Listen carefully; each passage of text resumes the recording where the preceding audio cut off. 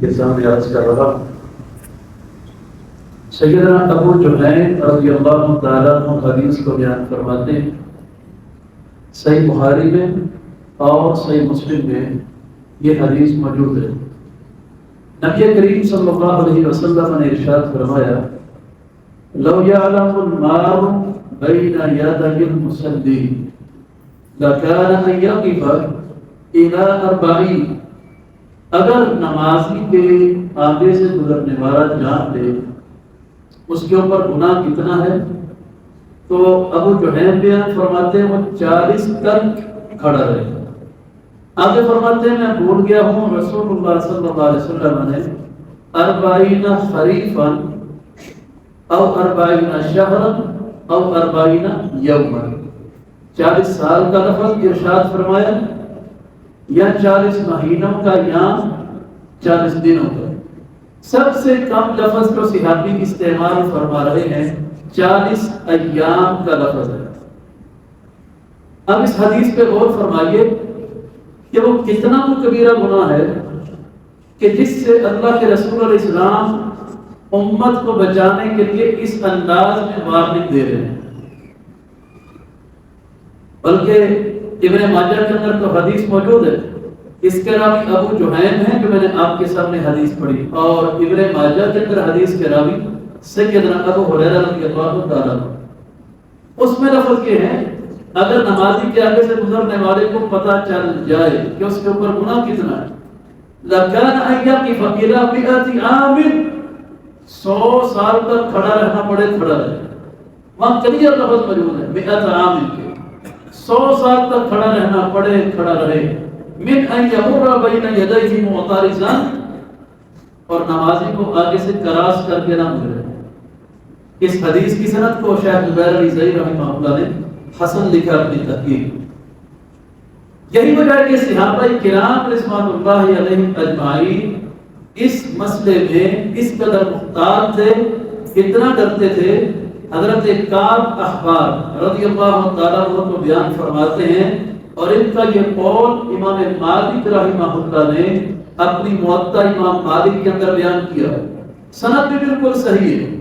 کعب احبار فرماتے ہیں اگر نمازی کو پتہ چل جائے، گزرنے والے کو پتہ چل جائے کہ نمازی کے آگے سے گزرنا کتنا گناہ ہے، زمین میں دنس جانا جو ہے وہ پسند کر لے، نمازی کے آگے سے نہ گزرے۔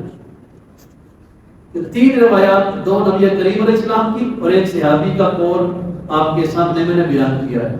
اب میرے بھائیو حدیث جو ہے اس پہ ذرا غور کیجیے کہ کہیں پہ حدیث میں یہ نہیں، حدیث تو یہ تقاضا کر رہی ہے اگر گزرنے والے کو پتہ ہے کہ پڑھنے والا نماز پڑھ رہا ہے، وہ چاہے 20 صفوں کا فاصلہ ہے، اس کو سمجھ آ رہی ہے کہ نماز ہو رہی ہے، آگے سے گزرنا جائز نہیں۔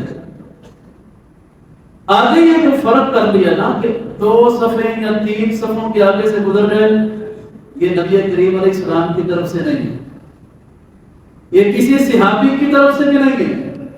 معذرت کے ساتھ یہ علماء نے اپنی طرف سے ایک بات بنا لی، اس کی شرعی حیثیت کوئی نہیں۔ سعودی عرب کے بہت بڑے عالم دین شیخ صادق الفوزان حافظہ اللہ، وہ اسی حدیث کے تحت بیان فرماتے ہیں، کہتے ہیں اگر گزرنے والے کو پتہ ہے کہ نماز ہو رہی ہے، چاہے فاصلہ کتنا ہی مرضی کیوں نہ ہو، وہ کتنی دور فاصلے سے بھی، جہاں تک اس کو پتہ چل رہا ہے کہ نمازی ہے، وہ آگے سے نہیں گزر سکتا، اس کی حد ہے ہی کوئی نہیں۔ آگے سے کراس کرنے کی حد کسی حدیث میں اجازت نہیں۔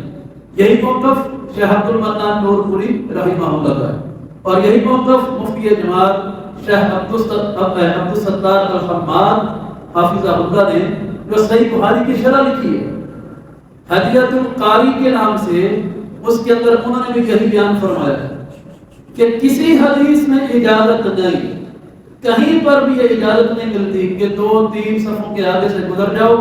شرعی مسئلہ یہی ہے کہ نمازی نماز پڑھ رہا ہے، گزرنے والے کو پتہ ہے، آگے سے نہیں گزر سکتا۔ اب کرنا کیا؟ نبی صلی اللہ علیہ وسلم کا اس لیے حکم ہے، اذا صلی احدکم فلیصلی الی سترۃ، جب کوئی تم میں سے نماز پڑھے سترے کے قریب ہو کے ادا کرے۔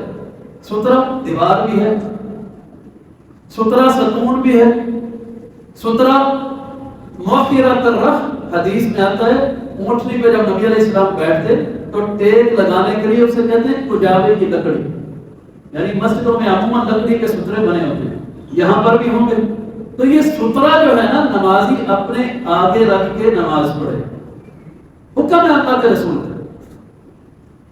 بلکہ ایک روایت تو یہاں تک آتی ہے لا صلاۃ الا بسترۃ، سترے کے بغیر نمازی کی نماز ہی قبول نہیں اللہ کی۔ نماز پڑھنی دیوار کے قریب ہو کے پڑھے۔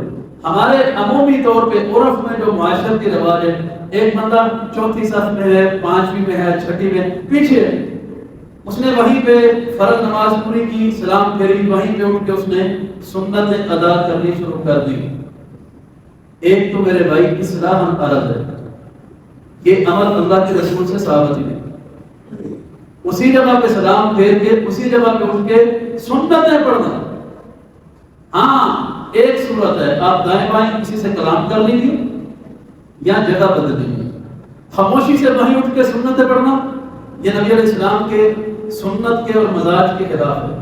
حضرت معاویہ رضی اللہ تعالی نبی علیہ السلام کے پیچھے جمعہ ادا کرتے ہیں، سیدنا عمر بھی ساتھ بیٹھے، تو جمعے کی نماز نبی علیہ السلام نے پڑھا دی، معاویہ رضی اللہ عنہ اٹھے، اسی جگہ پہ اٹھ کے اپنے ذکر پورے کیے، اٹھ کے لگے سنتیں پڑھنے۔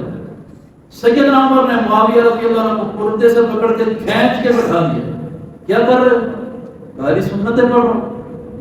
فرمایا تو نے اللہ کے رسول کا فرمان نہیں سنا معاویہ؟ نبی علیہ السلام نے اس عمل سے سختی کے ساتھ منع کیا، ہاں جگہ بدلو، آگے ہو جاؤ یا پچھلی صف میں ہو جاؤ، اور پھر سنتیں پڑھو، اسی جگہ پہ پڑھنے کی اجازت نہیں۔ تو عرض کرنے کا مقصد ایک تو ہم اسی جگہ پہ پڑھ لیتے ہیں، پھر ہم یہ بھی خیال نہیں کرتے ہیں کہ آگے کوئی بھائی ایسا ہو سکتا ہے جس نے جلدی میں جانا ہے، ہم نے تو وہاں پہ شروع کر دی، اب وہ ہماری وجہ سے آزمائش میں پھنس گیا۔ تو اس لیے میرے بھائیوں کے حکم کے بھی خلاف ہے، اگر سنتیں پڑھنی ہے دیوار کے قریب ہو جائیں، ستون کے قریب ہو جائیں، سامنے کوئی کرسی یا سترہ رکھ لیجیے، نہ آپ کے اوپر گناہ آئے اور نہ گزرنے والا پریشانی اور تشویش کے اندر مبتلا ہو۔ آخری بات کرتے بات کو مکمل کرتا ہوں۔ امام ابن دقیق العید بڑے معروف امام ہیں، اہل علم ان کی کتابوں کو بھی جانتے ہیں اور ان کو بھی، یہ فرماتے ہیں کہ اگر کوئی بندہ نماز پڑھتا ہے بغیر سترے کے، جس طرح گزرنے والے پر بڑا گناہ ہے نا، بغیر سترے والے بندے کے آگے سے اگر کوئی گزر جاتا ہے تو اس کے اوپر اتنا ہی گناہ ہے کہ اس نے سترے کا اہتمام کیوں نہیں کیا، اس نے گنجائش چھوڑی کیوں کہ ایسا عمل ہو سکے، اس کو سترے کا اہتمام کرنا چاہیے تھا۔ نبی کریم علیہ السلام ساری زندگی میں اگر کہیں صحرا کے اندر بھی چلے گئے، صحرا میں ریگستان، تو وہاں پہ اگر نبی علیہ السلام کو کوئی اینٹ کوئی پتھر کوئی چیز نہیں ملی، روایات میں واضح لفظ ہیں سامنے نیزہ گاڑ کے نا، اپنا نیزہ یوں ریت کے اندر گاڑ کے اس کو سترہ بنا کے اللہ کے رسول نے نماز پڑھی، یا اپنی سواری اونٹنی جو ہے اس کو سامنے بٹھا کے اس کے پیچھے ہو کے نماز پڑھی اوٹ کے اندر، ویسے نبی علیہ السلام نے نماز نہیں پڑھی۔ تو اس لیے عرض کرنے کا مقصد اس میں احتیاط کیجیے، سترے کا اہتمام کیجیے، اور جو بھائی ہمارے جلدی میں گزرتے ہیں پیچھے نماز پڑھنے والے کے آگے سے، وہ بھی اس میں غفلت نہ کیجیے، بہت بڑا گناہ ہے۔ بعد میں سنتیں پڑھنے والے خیال کیجیے کہ ہماری کوتاہی سے آگے سے گزرنے والا پریشان نہ ہو، دیوار کے قریب ہو کے یا ستون کے قریب ہو کے ادا کیجیے۔ اللہ تعالیٰ ہمیں سمجھنے کی عمل کرنے کی توفیق عطا فرمائے۔ ہاں اگر امام نماز پڑھا رہا ہے تو اس صورت میں سمجھ لیجیے یہ بڑا امپورٹنٹ مسئلہ ہے۔ فرض کیجیے امام صاحب ہیں، ان کے آگے دیوار ہے، یہ آلریڈی سترہ ہے میرے بھائی، اور حدیث کے لفظ ہے سترۃ الامام سترۃ المصلی، امام کے آگے اگر سترہ ہے تو سارے نمازیوں کے لیے وہ اکیلا سترہ کافی۔